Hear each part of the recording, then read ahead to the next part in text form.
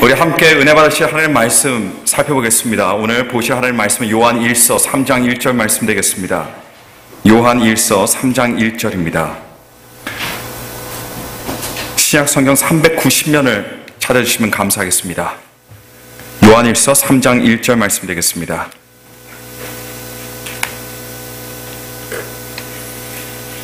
신약 성경 390면에 있습니다. 요한 1서 3장 1절 말씀 되겠습니다.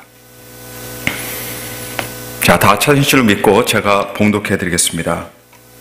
보라, 아버지께서 어떠한 사랑을 우리에게 주사 하나님의 자녀라 일컬음을 얻게 하셨는고 우리가 그러하도다. 그러므로 세상이 우리를 알지 못함은 그를 알지 못함이니라. 자, 아내와 아이들과 제가 떨어져 있게 된 지 지금 한 2주 반이 된 것 같습니다. 가족이 보고 싶은 마음은 여전히 굴뚝 같지만 그래도 혼자 생활하는 데는 그런 대로 많이 적응이 된 것 같습니다. 이전엔 잘 몰랐지만요, 혼자 집안일을 하다 보니까 저도 나름대로 집안일에 소질이 있다는 것을 요즘 새삼스럽게 그렇게 깨닫고 있습니다. 네. 사실 처음에는 식구들과 떨어지니까 마음이 조금 적적했어요.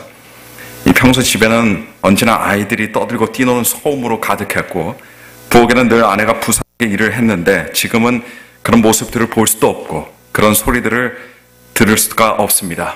집에 들어가면 정말 조용한 정적만 있는 것이 그 정적 때문에 늘 살고 있는 집이 늘 살고 있었는데도 불구하고 왠지 참 생소하게 느껴지는 요즘입니다. 식구들이 떠난 지 정확히 며칠이 지나고 났을 때 교회 정원에서 제가 물을 주고 있는데요. 교회 정원 한복판에 난데없이 떨어져 있는 새의 알이 눈에 들어왔습니다. 그 근처에는 나무도 없는데 어떻게 거기에 알이 떨어졌는지 상상이 도저히 가지가 않았어요. 근데 그 알을 본 순간 식구들을 떠나보내고 이곳에 혼자 남아있는 제 마음에 부성애가 발동을 했어요. 그래서 그 알이 너무나 불쌍히 여겨졌습니다. 그래서 이 알을 내가 부화를 시켜줘야겠다, 이런 일념하에 집에 가지고 갔습니다. 식구들이 없는 기간 동안에 저는 이 알 속에 있는 새의 아버지가 되어주기로 작정한 거죠. 그래서 집에 두툼한 헝겊을 하나 깔고 그리고 부화를 위한 이 온도 유지를 위해서 탁자불을 그 알 바로 위에 켜서 따뜻하게 만들어줬습니다. 그 이후부터 탁자불을 한 번도 끄지 않고 밤에는 물론이거니와 낮에도 24시간 내내 그렇게 지금 틀어놓고 있습니다. 요즘 그래서 저는 일을 마치고 집에 들어가자마자 뭘 하냐면 그 알을 먼저 들여다봅니다. 그리고 그게 맞는 것인지는 잘 모르겠지만 수시로 지나갈 때마다 알을 살짝 이렇게 뒤집어줘요. 그래서 골고루 따뜻해질 수 있도록 그렇게 만들어주고 있습니다. 자, 이렇게 새 알에다가 정성을 쏟다 보니까 저는 요즘 매일 어느 때라도 혹 오늘은 알이 부화되지 않을까, 내가 없을 때 알이 부화되면 어떡하나, 이런 반 걱정과 또 반 기대감을 가지고 살아가고 있습니다. 물론 알이 부화될 가능성은 아마 적을 거예요. 그러나 어쨌든 이 일을 통해서 보니까 마음의 애정과 마음의 어떤 사랑을 품는 일만큼 이 사람을 아름답게 만들어주는 것은 없다라는 것을 새삼 느끼게 되는 요즘입니다. 더군다나 그 사랑으로 아무리 미물일지라도 그 미물의 아버지가 되어주는 것은요, 더 기분이 좋은 일임에 틀림이 없습니다. 오늘은 특별히 아버지 날로 이 땅에 있는 모든 아버지들의 희생과 헌신 그리고 사랑을 기념하는 날입니다. 저희 교회는 5월달 둘째 주를 어버이 주일로 아버지 어머니 두 분을 다 기리고 있어요. 하루에 다 싸잡아서 아버지와 어머니들을 기리고 있어서 우리 감사의 마음을 표현하는 시간을 얼마 전에도 가졌었습니다. 그래서 오늘은 아버지 날이기는 하지만 이 시간은 특별히 육적인 아버지보다도 우리 모두의 영적인 아버지로서의 하나님에 대해서 한번 말씀을 통해 생각해보고 그리고 은혜 받는 시간을 갖도록 하겠습니다. 자, 오늘은 우리가 신앙생활을 하면서 종종 잊고 살아가는 진리가 한 가지가 있다면요, 우리 하나님께서는 그냥 하나님이 아니시라고 하는 사실입니다. 이 세상을 창조하신 창조주 하나님이시지만 그냥 창조주 하나님이 아니십니다. 하나님께서는 분명 치료하시고 응답하시고 말씀하시는 복 주시는 하나님이시지만 그렇다고 그냥 치료하시고 그냥 응답하시고 그냥 말씀하시고 그냥 복 주시는 하나님이 아닙니다. 우리 하나님께서는요, 어떤 하나님이시냐? 바로 우리의 아버지라는 사실을 오늘 시간 기억하시는 여러분 되시기를 바랍니다. 한번 따라해 보시길 바랍니다. 하나님은 아버지시다. 아버지시라. 네. 자, 누가복음에 보시면 탕자의 비유가 나옵니다. 철없이 세상의 쾌락을 쫓아서 집을 무작정 떠났던 탕자, 평소에 늘 그렇게 동경하던 세상으로 나아가서 원 없이 있는 돈을 마음대로 쓰고 원 없이 세상 즐거움과 쾌락을 마음대로 즐기면서 살다가 돈이 떨어져서 가난뱅이가 되어버리고 만 탕자, 빈털터리가 된 것도 모자라서 이제는 친구도 없고 아무도 그의 곁에 남아있어주지 않는 탕자, 세상에게서 그가 가지고 있던 모든 것들을 다 빼앗겨버리고 남의 돼지들을 돌보면서 돼지들이 먹는 돼지 음식으로 연명해왔던 이야기 속의 주인공이 바로 탕자입니다. 그런데 이 비유 속의 탕자를 보면서 사실 많은 사람들이 자신과는 별로 상관없는 이야기라고 생각하는 그런 경우들이 없지 않아 있습니다. 왜냐하면 탕자와 자신과의 공통점을 많이 찾을 수 없기 때문입니다. 탕자는 일반 보통 사람들과는 달리 모든 것들을 잃어버린 사람이에요. 또 탕자는 비참하기가 이를 데 없이 완전히 바닥까지 내려간 이 세상에서 낙오하고 실패한 사람입니다. 그의 혼자 힘으로는 자기 목숨도 연명하기조차 어려웠던 그런 사람이었습니다. 이런 탕자의 모습 때문에 부유한 사회에서 살아가고 있는 대부분의 사람들에게 있어서 탕자는 우리의 현실과 좀 먼 사람처럼 그렇게 느껴집니다. 하지만 진정 예수님의 이야기에 나온 탕자는요, 단순히 모든 것들을 잃어버려서 가난해지고 비참해진 실패한 사람들을 상징하는 것이 절대로 아니라는 것을 기억하실 바랍니다. 성경에 나오는 탕자는 여러분 어떤 사람입니까? 다른 것 다 떠나서 아버지가 있지만 그러나 아버지를 떠났던 한 인간이었습니다. 아버지가 있지만 그러나 아버지 없이 살고자 했던 그런 사람이었습니다. 아버지는 있지만 아버지의 존재를 전혀 돌아보지 않았던 그런 사람이었습니다. 이 사람이 바로 탕자였습니다. 이런 아버지와의 관계 때문에 성경은 그를 그냥 거지나 실패자 또는 불황자로 부르지 않고 그를 탕자, 즉 방탕한 아들로 부르는 겁니다. 그렇다면 내가 지금 아무리 안정되게 살고 문제없이 살면서 내 커리어를 추구하고 있다 하더라도 만일 내가 하나님 아버지를 떠나 있다면, 하나님 아버지의 그림자를 떠나 있다면, 그리고 하나님 아버지 없이 살아가는 사람이라면, 그리고 하나님 아버지에 대한 그 존재에 대한 인식을 하지 못하고 아버지의 뜻에서 벗어나서 살아가고 있다면 여러분 그 사람이 바로 오늘날의 탕자인 것입니다. 자, 다시 한번 따라해 보시기 바랍니다. 하나님은 아버지시다. 종종 그리스도인들은 하나님을 하나님으로 생각하면서 살아도 하나님을 아버지로 의식하지 못하고 신앙생활을 하는 경우들이 사실 종종 있습니다. 하나님을 하나님으로 생각은 하지만 하나님을 아버지로 느끼지 못하고 하나님을 아버지로 믿지 못하다 보니까 우리의 신앙이 보다 개인적이고 친밀해지지 못합니다. 왜냐하면 아무리 친한 사람이라 하더라도 피 한 방울 섞이지 않은 남과 그리고 나의 가족, 나의 식구와는요, 그 친밀함서부터 벌써 엄청난 차이가 있기 때문입니다.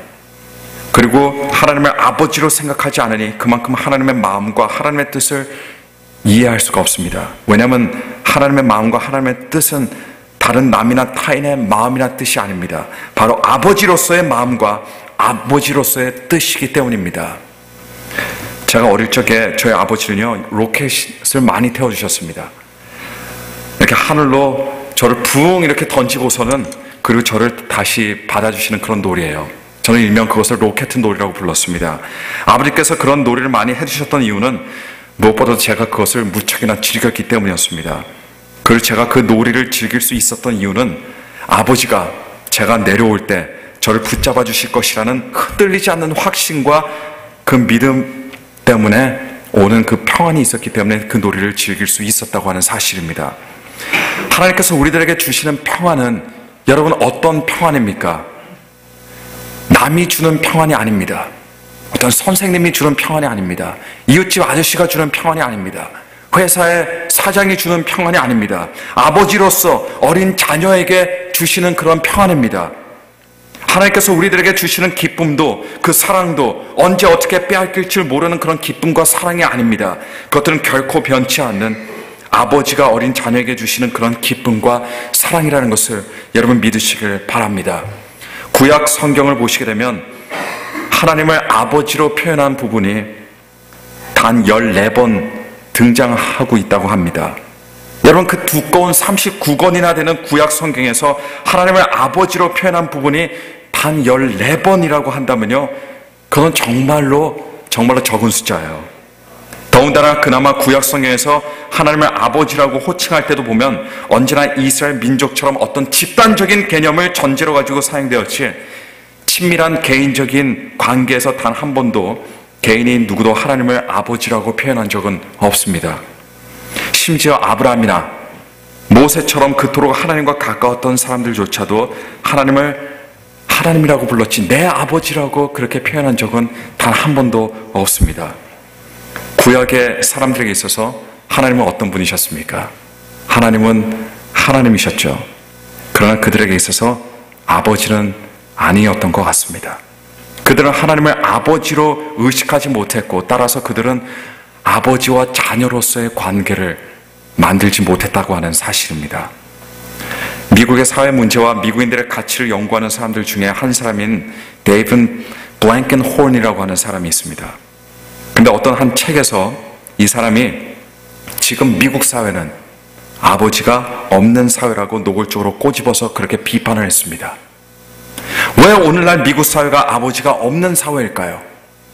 왜냐하면 미국 사회의 어떤 아버지들은요, 그들의 가정을 버렸습니다. 어떤 아버지들은 너무 약해서 가정의 영적인 그리고 육적인 가장 역할을 제대로 하지 못하고 있습니다. 또 어떤 아버지들은 식구들과 너무 마음의 거리가 너무 멀어서 아버지들이 자기의 식구들과 자기의 가정을 마음으로 가슴으로 품을 수 없기 때문입니다. 그러니 아버지는 있어도 사실상 아버지가 없는 사회가 바로 미국 사회라고 하는 겁니다. 물론 모든 가정들이 그렇지는 않지만, 그러나 미국의 많은 가정들에서 진정한 아버지라는 존재에 대한 바른 의식이 잊혀져 가고 있는 것은 틀림없는 사실인 것 같습니다. 우리 믿음의 공동체도 비슷하다고 저는 생각해요. 많은 성도들에게 있어서 하나님은 존재하시지만, 그러나 아버지로서의 친밀한 하나님이 아닙니다. 우리 하나님은 그냥 하나님입니다. 그들에게 하나님은 계시지만 아버지가 없는 그런 경우들이에요. 물론 이것은 미국 사회 병폐처럼 아버지 측의 잘못은 절대 아닙니다. 그건 우리의 잘못입니다. 하나님께서는 아버지로서 우리들에게 오시지만, 아버지로서의 사랑을 베푸시지만, 우리가 하나님을 아버지로 인정하지 못하고 아버지로 느낄 만한 그런 믿음이 없기 때문입니다. 구약 성경의 이스라엘 민족은 마치 하나님은 계셨지만 아버지가 없는 사람이었다는 그런 느낌을 갖는 것처럼 우리도 마찬가지예요. 그들은 하나님을 전능자여 지존자여 반석이여 구원이여 산성이여 나의 방패라고 이런 다양한 방법으로 하나님을 불렀어도, 그러나 그들은 하나님을 아버지라고 부르지는 못했다는 겁니다. 어쩌면 그들에게, 구약의 사람들에게 필요했던 것은 하나님을 아버지로 모시고 하나님을 아버지로 섬기고 그리고 하나님을 아버지로 사랑하며 살아가는 일이 아니었을까, 저는 그렇게 생각해 봅니다. 그런데 따지고 보면 그들은 사실 그렇게 할 수 있는 처지가 되지를 못했어요. 매번 죄로 말미암아 하나님께로 나가는 길이 막혔습니다. 고로 하나님께 나갈 수 없었기 때문에 아버지와 자녀로의 그 관계를 맺을 수가 없었다는 겁니다. 그들의 죄로 물든 현실이 그들로 하여금 하나님을 아버지로 모시지 못하고 아버지라고 부르지 못하도록 만들었습니다. 바로 이런 이유 때문에 하나님께서는 예수 그리스도를 우리들에게 보내주신 겁니다. 예수 그리스도의 십자가 대속의 보혈을 통해서 하나님과 인간 사이에 죄의 담을 허물어 버리시고 예수 그리스도로 말미암아 우리는 하나님의 자녀가 되어 하나님을 아버지로 부를 수 있는 축복을 얻게 된 것입니다. 여러분 다시 한번 따라해 보시기 바랍니다. 하나님은 아버지시다. 간혹 사람들이 저에게 이런 말을 합니다. 목사님, 제가 어떻게 기도해야 될지 사실은 잘 모르겠습니다. 그리고 이 자리에도 이렇게 생각하시는 분들이 계실지도 모르겠어요. 그런데 마태복음 6장 9절에서부터 13절 말씀을 보시면 예수님께서는 이 땅의 성도들이 과연 어떻게 기도해야 하는가를 가르쳐 주시고 계시는데, 이를 위해서 예수님께서 직접 기도의 예를 들어주신 부분이 기록되어 있습니다. 기도를 어떻게 하실지 잘 모르는 분들은요, 처음에는 이렇게 따라서 기도하면 되는 거예요. 그 기도를 보니까 이렇습니다. 하늘에 계신 우리 아버지여, 이름이 거룩히 여김을 받으시오며 나라가 임하옵시며 뜻이 하늘에서 이루어진 것 같이 땅에서도 이루어지이다. 오늘날 우리에게 일용할 양식을 주시고 우리가 우리에게 죄 지은 자를 사하여 준 것 같이 우리 죄를 사하여 주시고 우리를 시험에 들게 하지 마시고 다만 악에서 구하옵소서.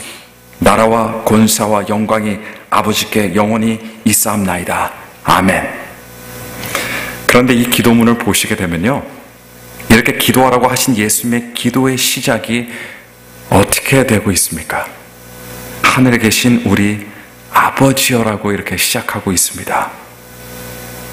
예수님께서는 성도들이 기도할 때 아버지로 기도를 시작하도록 하신 겁니다.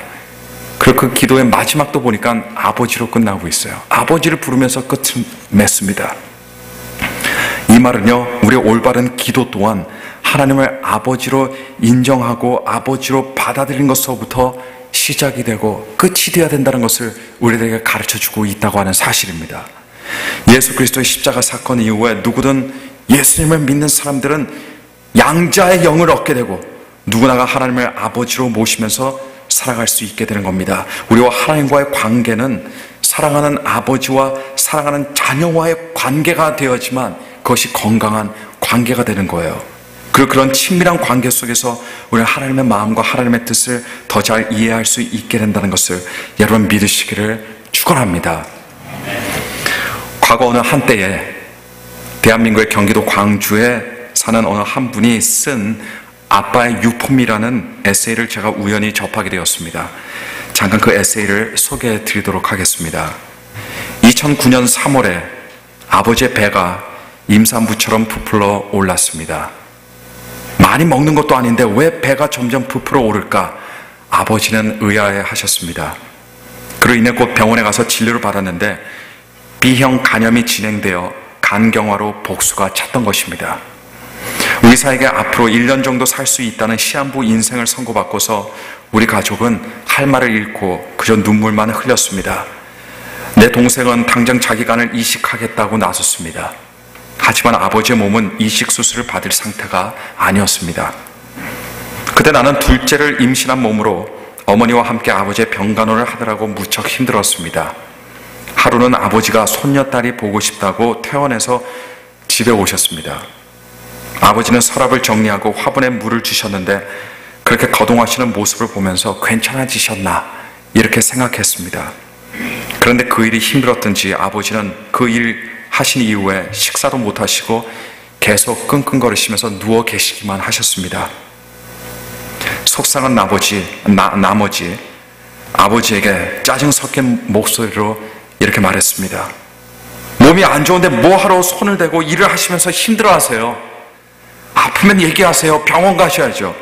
저도 친정에만 있을 수 없으니까 오늘은 저희 집으로 다시 돌아갈 거예요. 그 말을 들으신 아버지는 미안해 하셨는지 겨우 일어나셔서 억지로 밥 2숟갈을 드시고 다시 누우셨습니다. 그리고 아버지는 그렇게 머나먼 길을 조용히 가셨습니다. 숨이 끊어지고 아버지의 체온이 점점 식어지는 것을 느끼면서 아버지 곁에서 몇 시간 동안 통곡하면서 그렇게 울었습니다. 그런데 아버지의 장례를 치르면서 아버지의 휴대폰을 우연히 보게 되었는데 그 휴대폰을 보는 순간 깜짝 놀랐습니다. 세상에 아버지의 휴대전화에 입력된 전화번호가 달랑 4개였습니다. 집, 엄마, 아들, 딸뿐이었습니다. 그리고 낡은 지갑 안에는 교통카드 한 장과 주민등록증, 그리고 내가 졸업할 때 찍었던 가족 사진이 전부였습니다. 평생 가족만을 생각하고 가족만을 위해서 사셨던 아버지에게 자식으로서 따뜻한 말 한마디 건네지 못하고 늘상 짜증내고 투덜거렸던 내 자신이 너무너무 원망스럽습니다. 아버지 지갑과 아버지 핸드폰을 조금 더 일찍 보았더라면 아버지의 외로운 가족 사랑을 깨달았을 텐데 후회가 밀려왔고 눈물이 쏟아지기 시작했습니다. 하지만 이제 내가 아버지를 위해서 할 수 있는 것은 없습니다. 그저 아버지가 하늘나라에서는 아프지 않고 편안하시기를 기도하는 것뿐입니다. 이 에세이를 쓴 딸은 누구보다도 아버지를 잘 알던 사람이었습니다. 왜요? 아버지의 딸이었기 때문입니다. 아버지와 오랫동안 같이 살았고 아버지 밑에서 자랐습니다. 아버지가 자신을 직접 키워주고 보살펴주고 공부를 시켜줬습니다. 그리고 결혼도 시켜줬기 때문에 이 세상에서 가족 외에 딴 사람들이 이 딸보다 아버지를 더 잘 알 수는 없었습니다. 그런데 놀라운 사실은 무엇인지 아십니까, 여러분? 가족에 대한 아버지의 사랑을 딸은 잘 몰랐다는 겁니다.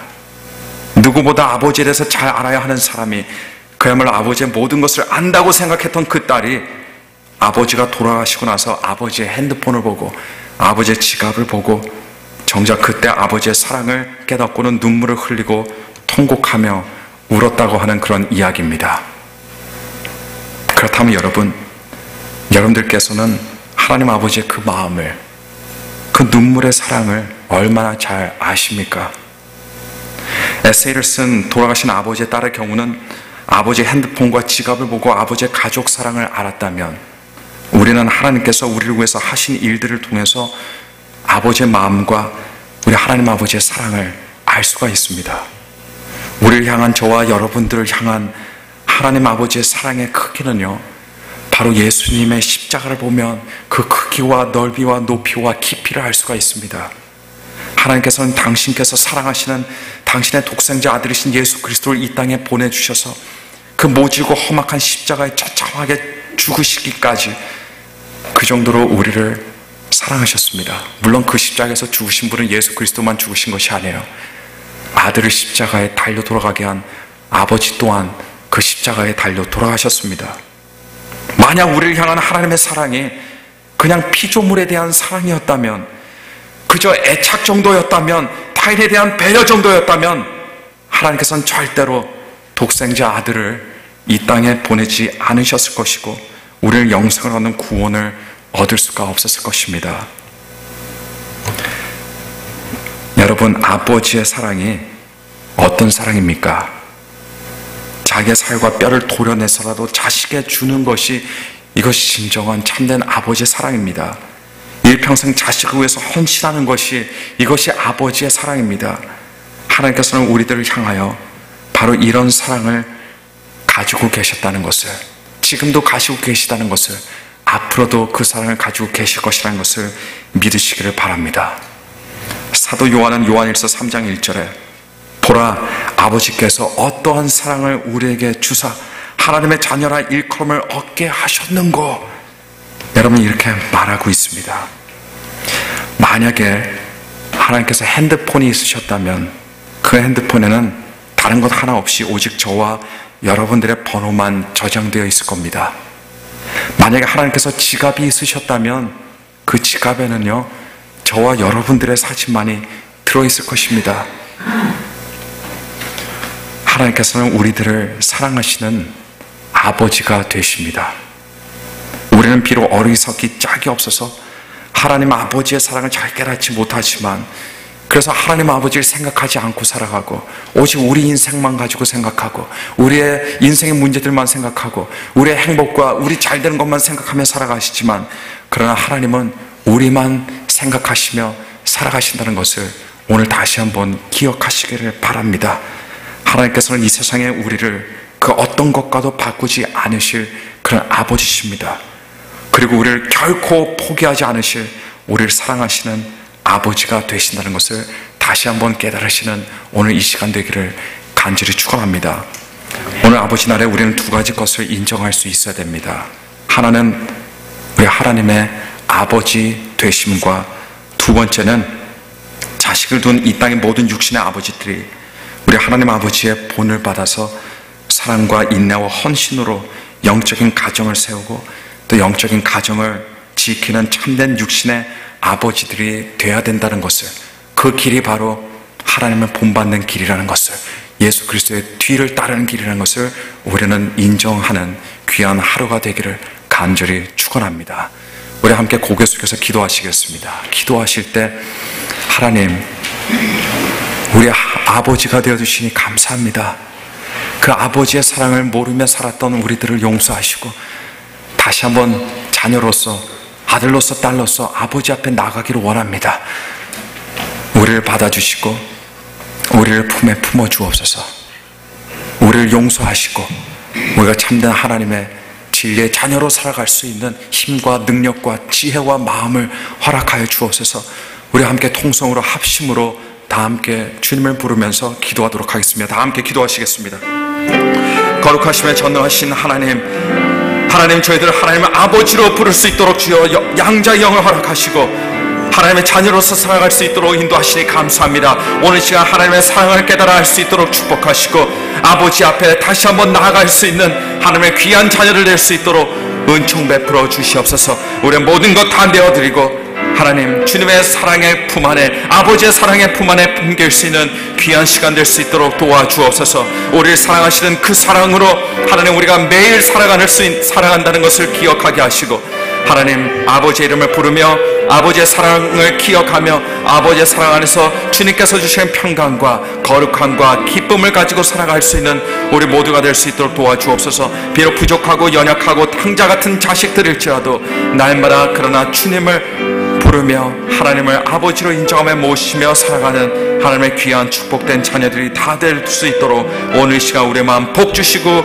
또한 복 주시옵소서. 하나님께 모든 영광 돌려드리오니 하나님 우리의 모든 것을 주님께서 받아주시옵소서. 하나님 감사합니다. 하나님 감사합니다. 아버지 감사합니다.